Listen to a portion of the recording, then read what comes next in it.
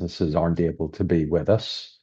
And so we'll be recording all of our webinar series to ensure that if people aren't able to attend, that they can watch back at any time. So a warm welcome to anyone who's watching the recording. Good morning, everyone. My name is Colin Brew.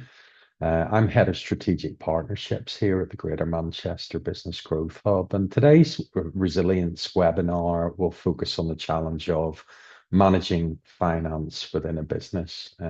It's great to see so many with us today. And I'm confident that over the next hour, between myself and our expert panel, we'll be able to provide you a really deep insight into the wide range of support that's available to you as businesses in Greater Manchester. As I mentioned, we're going to hear from a panel of business specialists in the area of finance. And as I say, I'm confident that you'll be able to take something away from today's discussion that you can implement within your own business and that will ultimately create a positive impact. But first of all, if I just want to take the opportunity to set the scene around the resilience campaign that we're currently running and talk a little bit about the offer of support that's available through the Greater Manchester Business Growth Hub, as well as the wider business support landscape. So Greater Manchester Business Growth Hub, we are ultimately Greater Manchester's recognised business business support organisation. The campaign around Here for Business is focused on giving businesses in Greater Manchester the best possible start to 2025. And we've developed this because of key concerns and specific pain points that we have recognised in the business community, those being managing and reducing costs, increasing sales both domestically and internationally, finance, which is why we're here today, business planning and employment. Now, along with our partners within the local authorities of Greater Manchester, as well as business support providers, such and business representative organisations, and indeed the private sector, we will be delivering a series of webinars, events, and producing web resources to cover all you need to know about the fundamentals of doing business in 2025. We do hope that you'll take away some helpful information. What I would do is encourage the audience to not only raise awareness of these webinars, but also get involved by asking questions. So you can drop any questions that you have into the chat as we go along.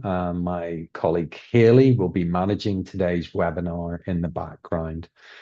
We will have a chance to put some audience questions to the panel towards the end of the webinar. So again, really encourage you to get involved and ask any questions that you might have. But I just want to give you a quick brief overview of the Greater Manchester Business Growth Hub.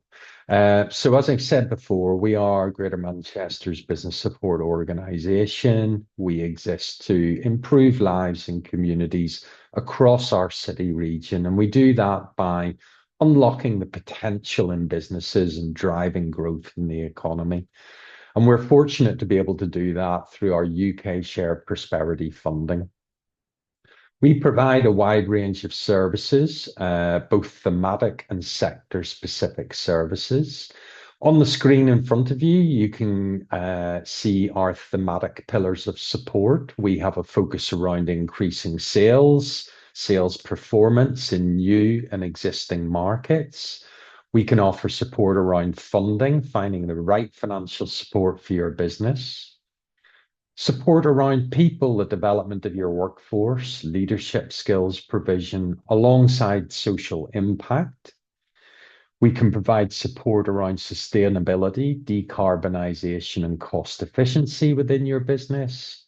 And of course, innovation, supporting you through positive operational change and the development of new products, services, and ways of working. We also have our Enterprising You offer for that early stage and startup support. And alongside the thematic support that we offer, you can see on the slide in front of you that we also provide support around the frontier sectors of Greater Manchester, aligning our support to the Greater Manchester strategy with a focus on advanced manufacturing, health innovation, green technology, digital, creative and tech, the foundational and the social economies. And alongside our support that I've highlighted, we also take a place-based approach. We have place-based teams within each of our local authority areas. And all of this support helps to drive productivity. It supports the creation and the safeguarding of jobs. And we work to create an inclusive economy across the city region.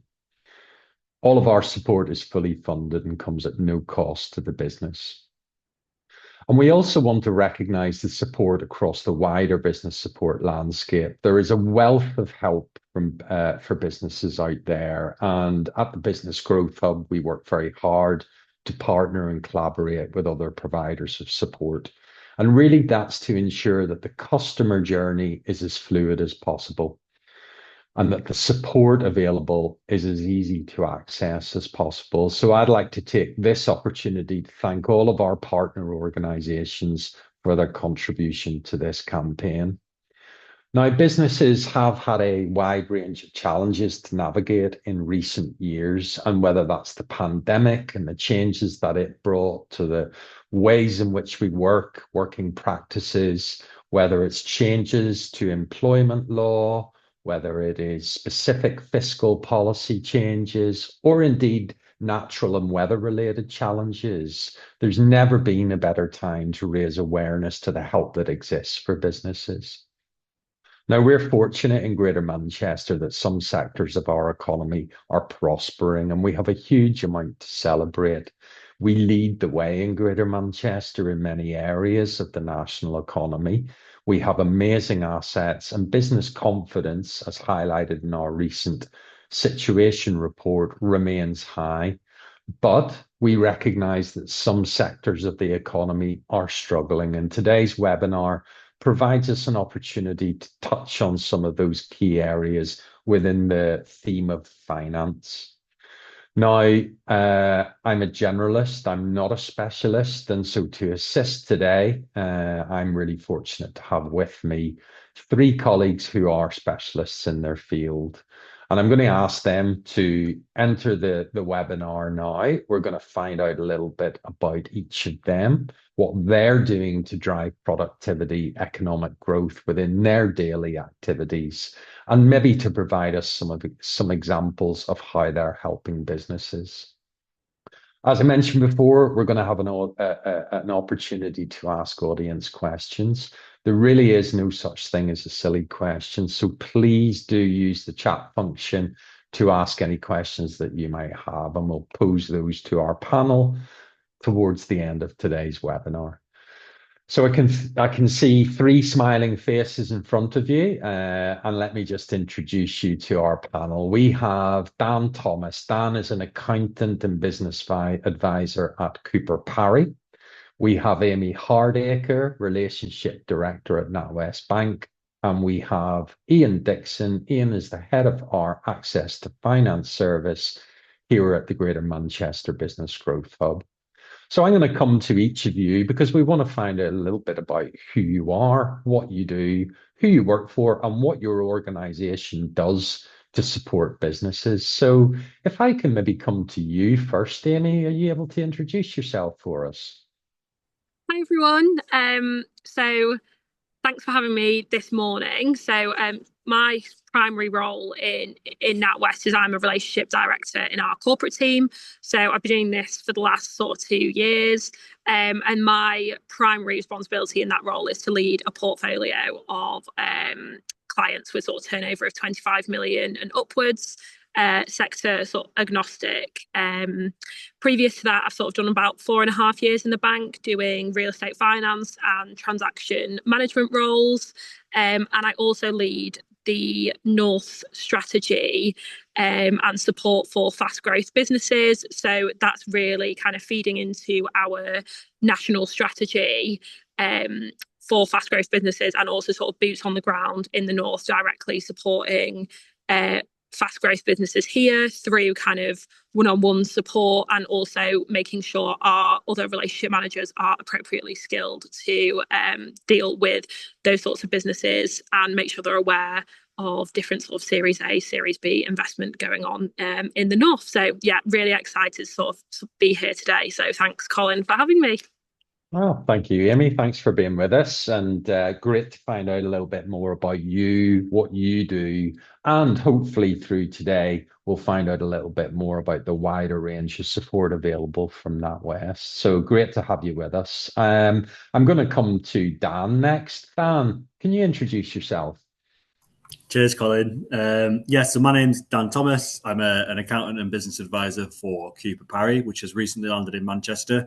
It was previously UHY Hacker Young for 100 years, and then from October last year, Cooper Parry acquired us. I primarily work within the pre-seed to seed space, so quite early stage businesses. I have some really nice relationships with accelerators across Manchester, such as the NatWest Accelerator, the Tech Accelerator out of Bonded, the Cheering Innovation Catalyst, and more recently the Dish Accelerator out of Barclays Eagle Labs.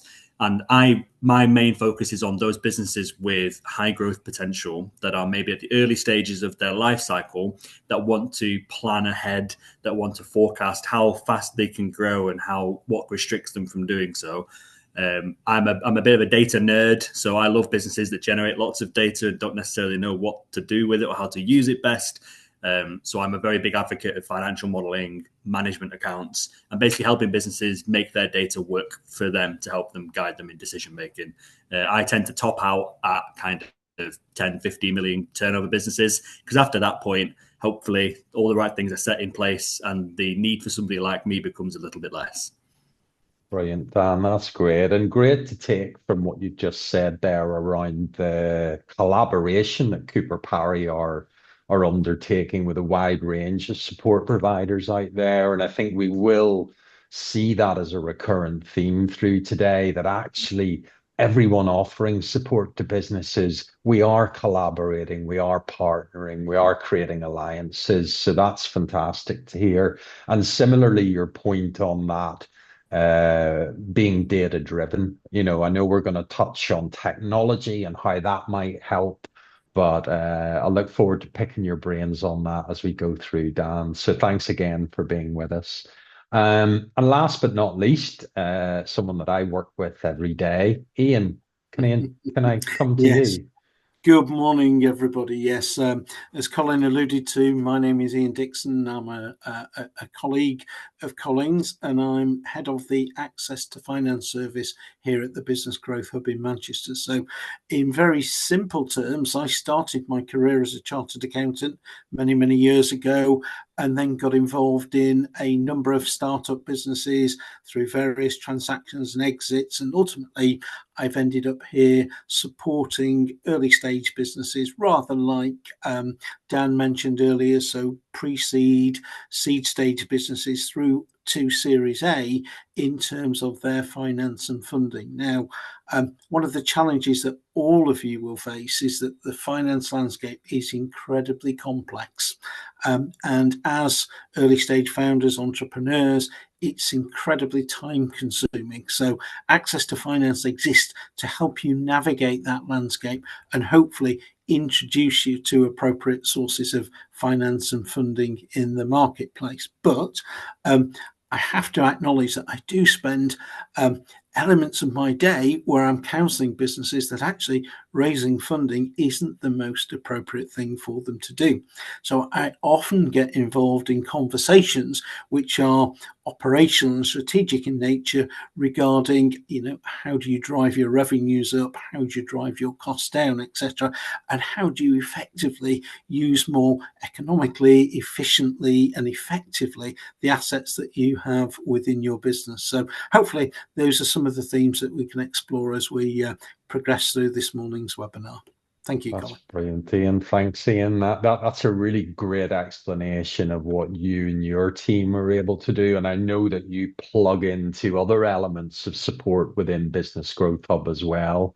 You mentioned cost efficiencies. Our sustainability team, our manufacturing team do a lot of work around cost reduction. So it's great to know that all that support is there. And I think in terms of our panel today, we have Ian who works at that early stage, if you like. We have Dan who then is encouraging that growth within a business. And then we have Amy, who is managing those organizations that are turning over, high levels of income and revenue. So hopefully we're going to get a good mix from our panel today that will provide answers to any questions that we have from the audience. But Ian, I'm going to come to you first, actually, because let's start with, I suppose, the types of financial challenges that businesses are facing at the moment. So when a business knocks on your door, or what are the sorts of challenges that businesses are bringing to your team, and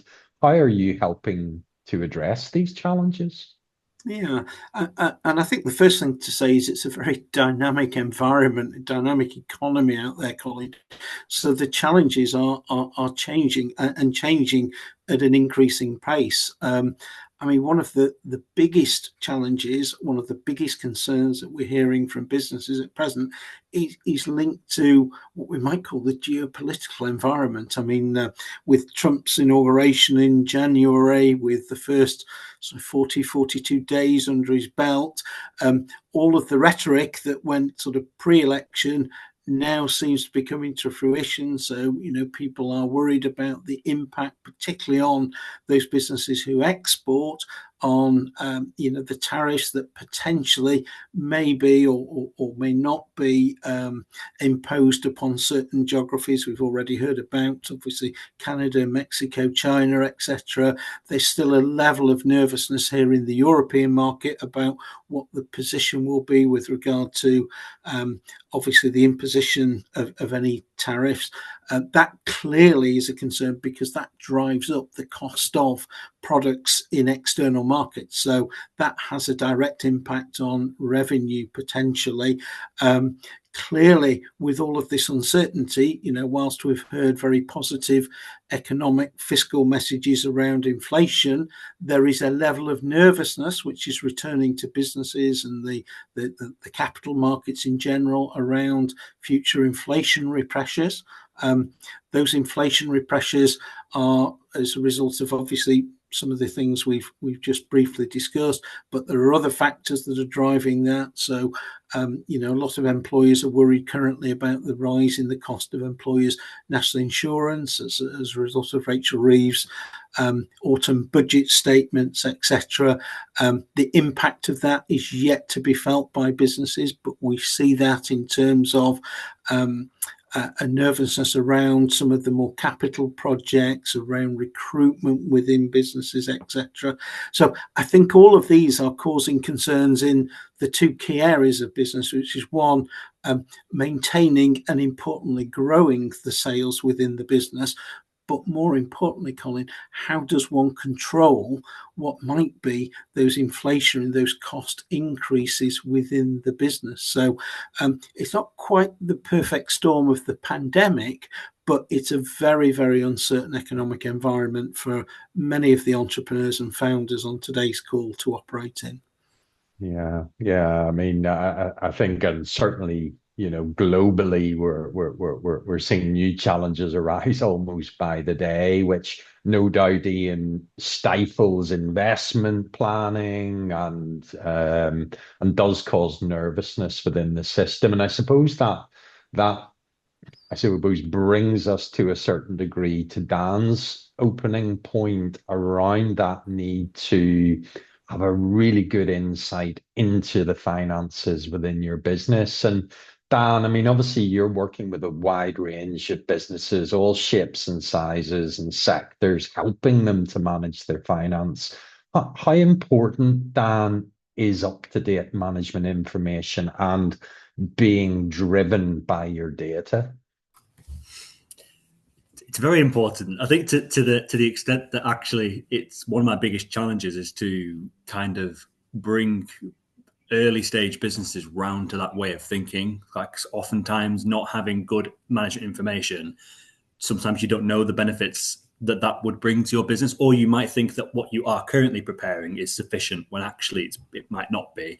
I think if you really manage information, the key word is information, isn't it? It's not just a set of numbers. It's a full suite of indicators around your numbers that might be financial and non-financial. So like key point indicators, KPIs, how many customers are joining you, leaving you, what's the average order value of your customers, what's the book value of all the contracts you've won, etc., etc. Having a really good handle over that can help massively for seeing problems before they arise. So you can kind of watch these metrics over time. The earlier you start building management information, often I always find that a business tends to need to start building management information 3 to 6 months before they actually think they need it, because then by the time you think you'll need it, you've got 3 to 6 months worth of comparative information that you can then start to draw on and draw conclusions from. I think having good management information not only helps you foresee problems before they arise, kind of looking at if your stock levels are dwindling or if your deferred income that you've yet to deliver for your clients, if that's starting to increase and you're not able to deliver it. Things like that, I think, are really important for a business to be able to monitor. It also gives, if there are stakeholders to the business, investors, potential investors, just other shareholders, it gives them confidence as well that you are in control and that it's reliable and accurate. That's the worst thing, is opening a set of accounts or looking at somebody's accounting system, running some reports and thinking, oh my days, there is no way that that's actually what's happening on a month-by-month basis. Therefore, it's pointless me really looking at this until I have that assurance. And finally, I think it's good to having up-to-date and accurate management information helps you rationalize your own goals and set them properly, because sometimes people say, well, what's your target revenue for this year? What's your target profit for this year? What are you trying to achieve?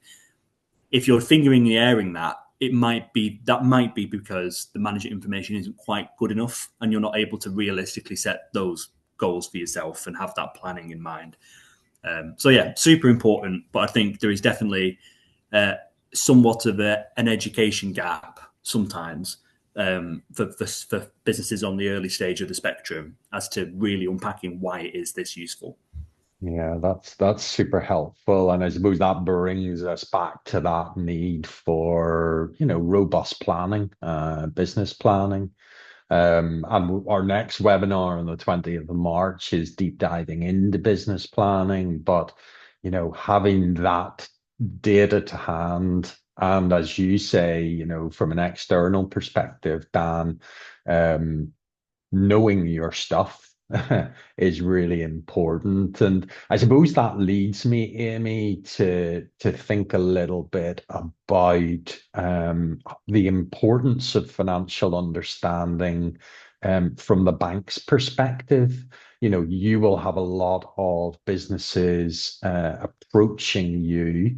And I suppose, what kind of financial understanding are you looking for from your clients, and what steps maybe could a business or should a business take to better prepare before approaching a bank, whether that be for account management or lending? Yeah, I think firstly, I would definitely echo Dan's views on the importance of management information. Putting it at its simplest, the key thing that we look for when looking at lending is if you can afford the debt that we're putting in. So it's all about debt serviceability. And if there isn't clear management information, we cannot assess debt serviceability. So just kind of really echoing Dan's views, and particularly kind of putting KPIs in as kind of one of the key things that I monitor with my clients is kind of underlying KPIs, particularly things like customer numbers. They're a good kind of early indicator of how a business is performing. If it's growing, usually the number of customers is also growing. So it's really key having a strong management pack that not only suits what the bank requires, but also suits kind of what you need and the KPIs that you need to get from your business as well. I think as well, sort of bringing in understanding, key financial drivers of a business is really important to a bank. So, the owner or the management team have really strong understanding of profitability and cash and the key drivers underneath or underpinning both of them. And also looking at that, Dan brought it in as well, that from a trend perspective. So what happened last year, what happened this year, and showing kind of what happens in the future. So also that forward looking, and kind of reforecasting and forecasting part. It's totally okay to send a forecast to your bank and then reforecast in 6 months. We like that because it shows that the management team is thinking about what's happening in the economy and the changes that are going on, which make them think that that forecast is easier or harder to hit than before. And then I think just in terms of kind of before approaching a lender or kind of just from an account management perspective, understanding the MI pack, and also having, where do you want to go and how are you going to get there? That is the key thing really for us when assessing debt serviceability, and then being open for kind of us to feed in our thoughts and understanding how are you going to get there, right? Increasing numbers, can we help you with increasing your customer numbers? Do we know anyone in the sector? So for example, NatWest look after about a quarter of all businesses in the north. So we'd like to think, there is someone there to help and support you in our existing customers. So can we help you through referrals? Can we help you through our introducer network as well? So really understanding how you want to get there and having that clear strategy is really, really useful and important to a bank. The other thing I'd mention is also really understanding the non-financial aspects. So when I first joined the bank, I was really surprised at how much kind of onus into, do we like the management team?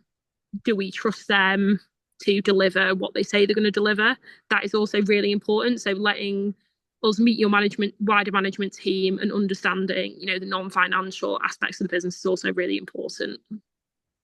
That's super helpful. And I suppose the point I take from that, Amy, is around that need to be data driven and to be agile and to be able to pivot when you need to. I think, having that open-mindedness and flexibility does allow for you to pivot when you need to. And all businesses will need to pivot at a certain point in time.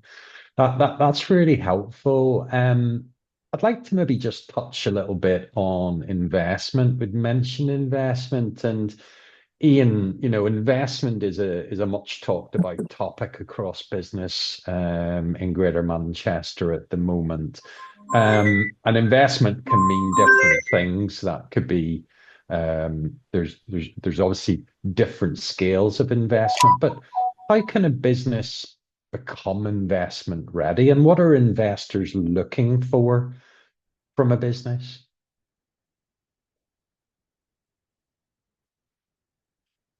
I think you're on mute, Ian. Sorry. There we go. Apologies, everybody. Sorry, I was saying that's a very big question indeed, that, Colin.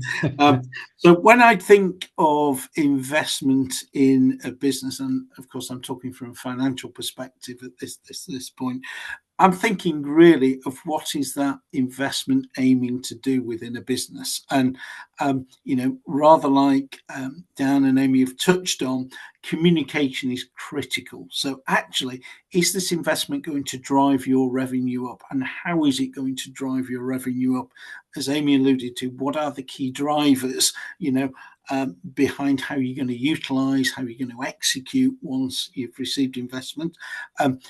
Clearly, investment in certain instances is actually going to result in a reduction in costs through those efficiencies and more effective use of assets within the business. Or sometimes investment is just required to maintain the status quo. So, you think about typical manufacturing businesses where they have assets on a replacement cycle. So in those circumstances, it's about preservation of the existing position within the business. So that, for me, is always the starting point, Colin, of understanding what the business is aiming to do. Now, dependent on the outcome, whether it's revenue up, cost down, or if you like, maintaining the status quo. That often determines, in conjunction with the consideration of the stage of the business, what finance and funding options may be available. And as I said in my earlier comment, I mean, the marketplace is huge. The marketplace is incredibly complex. And sort of post the financial crisis in 2009, there has been an absolute explosion, almost exponential number of different finance and funding products. So I remember the days when a lot of businesses had all of their financial products, be they term loans, overdrafts, asset finance, invoice discounting, etc., with one institution. I think that world is now considerably behind us, and it's certainly the situation now that businesses have what I call a blended, a portfolio-based approach to their investment, to their funding and finance. So again, understanding that complexity, being able to navigate that complexity with, quality management information, with, as Amy alluded to, an open dialogue with your existing funders is clearly critical in that landscape, Colin. And we could talk about, and we probably haven't got time to explore this morning, but for early stage businesses, it may be that it's long-term patient capital that's required. And we often call that equity capital. So earlier in the conversation, when Dan and I referred to pre-seed, seed stage businesses, they don't have existing turnover. They often don't have assets yet reflecting the balance sheet, which they can lend against. It's very difficult at early stages to take a proposition to a bank because, as Amy said, the bank is looking at propositions from the point of view of serviceability, affordability. So there's a presumption you have to be generating revenue. In those circumstances, equity capital is often a long-term, a patient solution. For those businesses that are clearly generating revenue, well, then, the whole concept of debt-based funding, so leveraging your balance sheet or leveraging your future growth, opens up a plethora of options for you. And I always down talk the role of grants as a method of investment. So the grant landscape has shrunk considerably, as a result of changes in political views, political sentiments, etc. But again, for certain businesses, the grant landscape offers a very valuable source of investment. So organisations such as Innovate UK, who are stimulating early stage research and development, moves towards commercialisation, play a pivotal role in the UK economy. And as clearly as a small island, our future economic growth is largely dependent on our ability to place our products, our services overseas, etc. So organisations like that can often be critical. I think the key message from me, Colin, I'm sure we'll explore this with our fellow presenters, is just the level of support that's available in the landscape and the importance of engaging with and understanding how that support can help your business. Absolutely, Ian. And ultimately, that's what the Here for Business campaign is about, is to raise awareness of the support that's out there. As you say, Ian, a pretty complex question. I know you could probably have talked about that for the rest of the day. And the important thing for our audience is that your team, you are available. We do have an open door at the Business Growth Hub. So please, if you feel that Ian or his team can support your better understanding of the investment landscape, then do reach out to us. And I'll continue to encourage our audience to put any questions they might have into the chat. Our panel are keen to answer your questions. But Ian touched a little bit there, Amy, on open dialogue and that need to, I suppose, be constantly talking, whether that to be to your accountant or to your bank. How important, from your perspective, Amy, is regular engagement with your bank?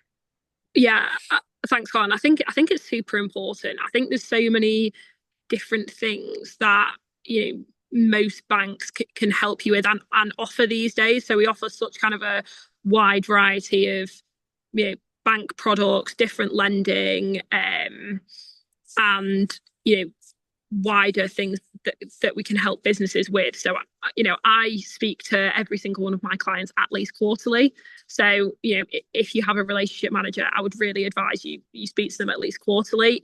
Just even if it's, there's not anything on the radar at the moment, but this is our strategy that we're focusing on, because most of our relationship managers are very well embedded in their local networks. So they might know someone who can help you with that. Either it might be an existing customer, it might be one of our accountants or private equity houses who we can introduce you to. It might be someone with a similar problem that we know and said, why don't you put your heads together and try and resolve it together. There's so many different things that we can support with, not only just from a lending perspective. So really, I think definitely meeting up with your bank, even if it's for a coffee, at least quarterly, to talk through your strategy. Again, bring it back. You can tell our banker because I'm talking about MI, but bringing it back to MI, showing them where you're currently at. This is where you want to go, how to get there. They can kind of, from having an understanding of the financials, they can then say, okay, we think this is the right time for you to be looking at debt. This is the right time to be looking at equity. So these are the people that you should be speaking to for, the longer term plan of your business. So I would really kind of emphasize to be in regular dialogue with your bank. The other thing I'd say is banks are becoming more flexible, particularly with lending parameters. So we've launched a couple of high growth related products. So for businesses that are growing really quickly, we can be more flexible with our existing lending parameters. So this year we've done a lot of investment into loans backed by IP. So kind of how they work is similar to kind of a traditional mortgage where it's secured against the property. We can do those now secured against IP. We can also do it at a point where it's not generating a positive EBITDA yet. So it has to be revenue generating, but you don't have to be making a profit. So we can be, as long as we see the kind of cash that you're investing into the business, we can be more flexible on things like that. So I'd really suggest talking to your bank earlier to see if they offer similar products such as those. Okay, so it's very much a journey of collaboration, really, isn't it? In terms of engaging, having that open dialogue with your bank, with your accountant or business advisor. And I really like the point that you made there, Amy, around sort of seeking collaboration with others, maybe in your sector. Forming alliances can extend your customer base ultimately. So I think, that point around working with others to really take your business to where it needs to go. And Amy touched a little there, Dan, around, I suppose, certain products, certain tools. We talk a lot about AI at this point in time and how AI can support businesses. So in terms of sort of accurate forecasting of finances, Dan, are there specific tools and tech or AI that can better support that? Yes, and I don't really like them very much. But I think the answer is yes, but we're at the very start of this kind of 5 to 10 year journey that we're going on with AI. I don't think that the tools accessible to small growing businesses between pre-seed and Series A are particularly affordable. Nor even necessarily kind of fit for purpose. I think a lot of these tools might over-engineer themselves. When we're talking about, so moving away from AI slightly, we're talking about kind of financial modeling, which is obviously forecasting aids. So things like Fathom, Futurely, Xero has its own budgeting tool. So there's lots of kind of tools that are quite low cost that still require the user to have quite a bit of manual input that can just save a bit of time. The only downside with a lot of those is they are only as useful as the input you're putting in. And quite often they do rely on good, again, it comes back to management information, MI. It relies on good, reliable historic data to draw on. Otherwise, it's just gobbledygook that comes out the other end. I do think that we are heading in the direction where AI is going to supplement businesses. But for most of my clients, they might have two different forecast models. They might have one which is kind of relatively automated. So they might use like a zero budgeting tool or Fathom, which is another, it links into your accounting system, draws all the data, you set it some parameters and it fires away some numbers for the next 12 to 24 months without too much user input. And that's reasonably useful just as an idea, as a bit of a finger in the air idea about how things are going to go. But I think having a more robust, detailed, flexible plan off of that is critical for internal use. So that does tend to at the moment sit with things like Excel and Power BI, where you have a document that you have built yourself or with the help of a consultant such as myself, that you can pull levers, change things around, add things in, delay things by 6 months, bring things forward by 3 months, and give you that flexibility over knowing, depending on these things, if these things do or don't happen, what should I or shouldn't I be doing? I also want to just tag on to what Ian was saying, because I had a few thoughts while Ian was talking about kind of raising investment and managing information, financial modeling. It all kind of, when you're raising investment, it's all super key. And Ian made a point where it was understanding kind of what the investment's for, what's it going towards. And I really want to hammer that home, because I've had it a few times with clients recently where they've put together a forecast model based, great MI, good forecast model. We need 500K, 250K. And then you look at the model, and because they were so worried about the model not looking ambitious enough, they don't need the money. And you can quite clearly see, what's this money for? It doesn't make any sense. Like without, if I take this money out, it's completely fine. And or you don't need this much money. You actually need this much money, and it's about just being, if you are looking to raise investment, and it's not the journey that everyone needs to go on, but it's a journey a lot of people do. You really need to be super confident in being able to argue really what the money is for and why it's critical.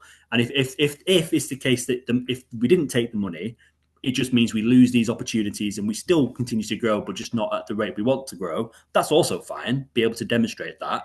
But I think it's super critical. And sorry, I'm taking up a lot of time. But one more on the grant funding as well.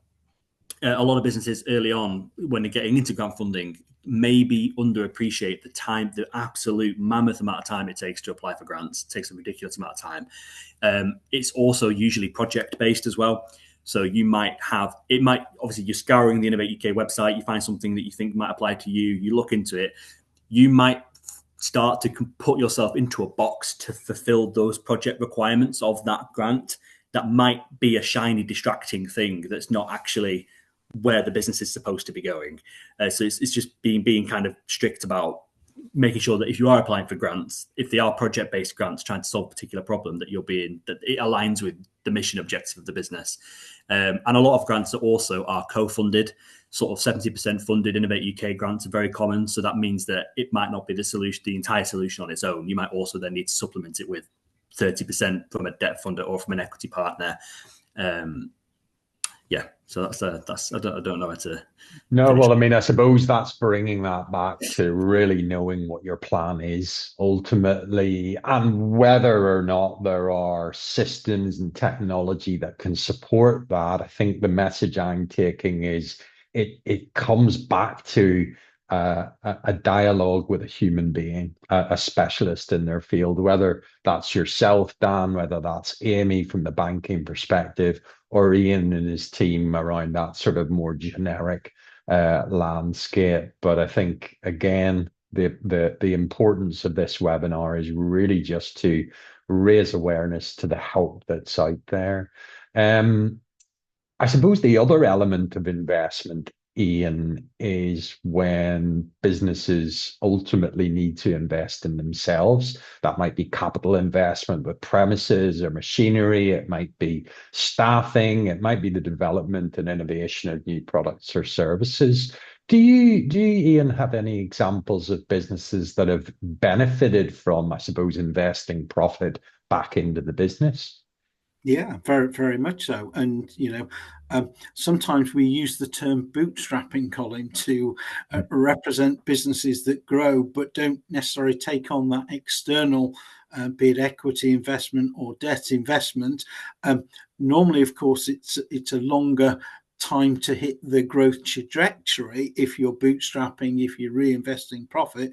But certainly for those businesses that have a degree of establishment, it's, from a capital efficiency point of view, it's often the cheapest way of investing in your business. It's certainly,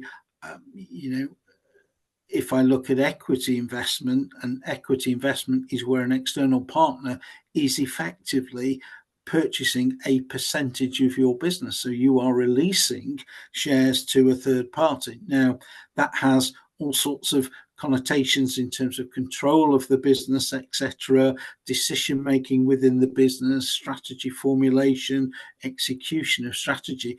For a lot of businesses, equity investment is absolutely not the correct way to go, Colin. So as I alluded to earlier in the conversation, I spend a lot of time counselling founders, entrepreneurs on why investment, particularly equity investment, but sometimes debt investment, is absolutely not the right route for them, and they should be looking to leverage their existing assets internally and grow through reinvestment of their own profitability, etc.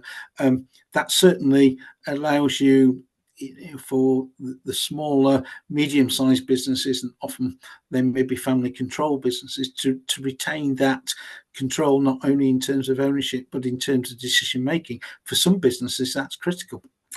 For other businesses, as Amy alluded to earlier in the conversation, and Dan, they need that access to, be it customer base, be it specialist collaborations, etc. They're going to really help them drive that growth. And it's very difficult to be prescriptive. We work, as you know, across a number of sectors. We are sector agnostic. Each of those sectors has unique characteristics and market drivers. Some markets, you don't have the luxury of, a lengthened period to grow. Some opportunities, commercial opportunities in marketplace, are very much time-based, Colin. So investment in infrastructure, assets, people, marketing, etc., all those drivers of growth within a business can often be critical. So they may not have that ability to grow slowly and reinvest the profit. So it's very difficult to be prescriptive about what the right approach is without understanding, your individual business situation. Yeah, I mean, there's no one size fits all, and there's no one silver bullet, Ian. You're absolutely right on that. And that's why we at the Business Growth Hub recognize the need to collaborate within that wider support landscape. So if we don't have the answer, we will know someone who does. But I suppose one thing, Dan, just coming to you, that I suppose is relevant to all businesses is cost control. And, we've touched a little bit about reducing costs and increasing efficiencies within a business. How important, Dan, from your perspective, is cost control within a business? It's a super tricky one, isn't it? Because kind of cost control and cost cutting, I think, rather better explain, I think, cost kind of evaluation scrutiny. And it's just understanding if cash flow management is currently something we're concerned about, putting a lot of focus on, have we got a very good understanding over the burn rate of the business, the costs that need to be incurred in order for us to keep the lights on, and being quite critical of what is included within that? As in, there's quite a lot of activities that a business does that, if put under a microscope, may or may not necessarily need to continue. If we really were on cash conservation mode, being quite critical over what that underlying cost base is. But it's also you need to be careful, because it's a two-edged sword, isn't it? If you cut the wrong costs, it's short-term efficiency, short-term, you've solved a short-term problem and created a much more difficult to solve long-term problem, is I guess what I'm trying to say there. So I guess if your marketing cost, if your marketing is effective, and you can control, and you can report and analyze how effective it is, maybe that is through good management information or good data, reducing your marketing spend might not be the best solution, even if it does take 3 months for something to progress through the pipeline. Cutting it now, is that really something you need? So I guess it is important to be constantly, especially if you're managing cash flow actively, and that's key. If you're managing cash flow actively, then I think it is important to evaluate the costs and make sure that they're all earning their place in the P&L.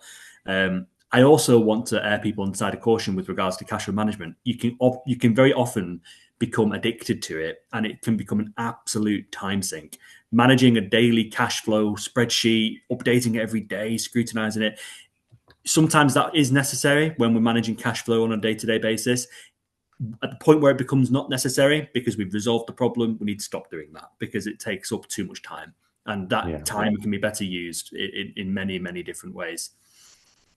That's great, Dan. Well, we are drawing towards 10:30. So again, just a final call to our audience. If you've got any questions for our panel, please do post in the chat. But I'm gonna pose one final question to each of our panelists today. So we've talked about, I suppose, the wide range of clients that each of you are working with, and those are very established businesses to those really just starting the journey. And I suppose I want to focus in on those that are just starting their journey. What would your, I suppose, top piece of advice be to ensure robust financial management from the get-go, if you like? And how can they seek support through yourselves? What would their first step be to contact your organization and gain help? So I'll come to you first on that one, Ian. Yeah, thank you, Colin. I mean, I'm going to echo really the thread of or the theme that's run throughout this morning's conversation. It's absolutely about engaging and reaching out for support at the earliest opportunity. So often people are nervous at an early stage because of the cost of engaging with accountants and third parties, etc. My view very much echoes Dan's earlier comments that I see professional fees as an investment in your future, and they are a key part of the foundation of building your business, Colin. So whether that be pulling together your accounting system and using some of the the fantastic tools that are out there now that really democratize access to them, so tools like Xero, QuickBooks, etc., which all of the accountants are skilled in using and implementing, mean that actually accountants are offering much more cost-effective solutions. So at one level, compliance being democratized reduces costs. At another level, I always encourage founders to think about perhaps what I call the strategic advice that the accountant provides. And I think, far too often people look at the cost and they look at it in a transactional sense. I encourage people to look at it in a relationship sense, that this is the early stage of a relationship that hopefully will last for 7 years. And it'd be interesting to hear Dan's view, but increasingly, I think accountants have moved away from the compliance-based, the transaction-based, historic based to a more operational, supporting them with, strategy, execution, implementation, monitoring of strategy. And that for me is where the value is. And that's certainly the value that Amy alluded to earlier when she was talking about those regular meetings with clients, etc. Yes, understanding the MI, understanding the numbers, but getting that more holistic view of what's happening within the business. What are the drivers within? What are the key trends within that marketplace? How's it affecting the business? Because as Amy said, it's about confidence, whether they be, an investor from an equity point of view or a lender from a debt point of view. They want the confidence in the management team that they're able to execute, adapt, pivot that strategy and deal with issues and challenges as they arise within the business, Colin. That's great. Well, I'll follow on with yourself after that, Dan. What's your sort of top advice to businesses on today's call? I think both Amy and I will have experienced over the last however many years that because things are becoming more automated on our side, I do want to echo what Ian's saying there, in that compliance and banking has become more intelligent and more automated, which frees up people's like Amy and I's time to provide more strategic advice. And so it's just updating everyone's expectations as to what an accountant can do for you, what your bank can do for you. I think it's very important. If you've not spoken to your accountant for a while or your bank manager for a while, if you have a bank manager, I think it's important to just build a relationship there. I think what I was speaking about with regards to burn rate, cash flow, I do think it is important. I think that's probably the one takeaway the biggest takeaway I'd probably give is to have a well prepared forecast model, even if it's just on a cash basis for now, on a monthly basis, that just understands kind of, given the costs in the business, how far can we go with the current, and just having visibility over it is everything. And it's kind of overcoming the nervousness and the fear of putting that document together, because you don't want to think about it. You want to get your head down. You want to focus on the business. Taking time out on a Sunday and just build something out and get your accountant to look over it for you. And they won't charge for it. They shouldn't charge for it if they're just having a look over it, just to make sure it makes sense. And it just gives you that vision into your, because you should understand your cost base. So there's no real estimates there. It's just understanding how far that can take you, and truly do use your accountant as a strategic advisor. Because if they're not doing that and they're just doing the compliance work for you, you can probably get that somewhere else cheaper, because compliance is increasingly becoming more automated. Where the real value is that one-to-one strategic advice. Yeah, that relationship, as you say. And Amy, you work across relationships. I presume you're going to share a similar sentiment. Absolutely. I thought, yeah, Dan's stolen mine again. So if I had a couple of key thoughts to finish on, number one, Dan's already said it, cash is king. Make sure you understand cash. We see so many businesses go wrong, not because they're not profitable, it's because they run out of cash. So please make sure that you understand cash flow and are able to talk about it. Two, if you don't ask, you don't get. That's always my key finding for these kind of sessions that we do. So please come and ask. Come and ask me, come and ask Dan. The growth team are always here to help you as well. Like, please just ask, because there is support out there. But it's really about building those relationships with people, so they are there to support you kind of throughout the life cycle. As the business goes on its journey. And a lot of my clients, I'm super invested in their success. I absolutely love seeing clients fly with different things of investment. So please do come and talk to us. Thank you, Amy. And that's our message today, isn't it? From all four of us, is our doors are open. Please do reach out and ask for help. I just want to obviously thank Ian, Amy, and Dan for their contribution today. It's been hugely appreciated. We haven't had any questions from our audience, but if you do have a question, please do visit us at the Business Growth Hub website. You can ask our chatbot a question. You can give us a call or drop us an email, whatever suits you best. I did mention that we still have a schedule of future webinars. Our next webinar is on the 20th of March, and we're going to focus on business planning.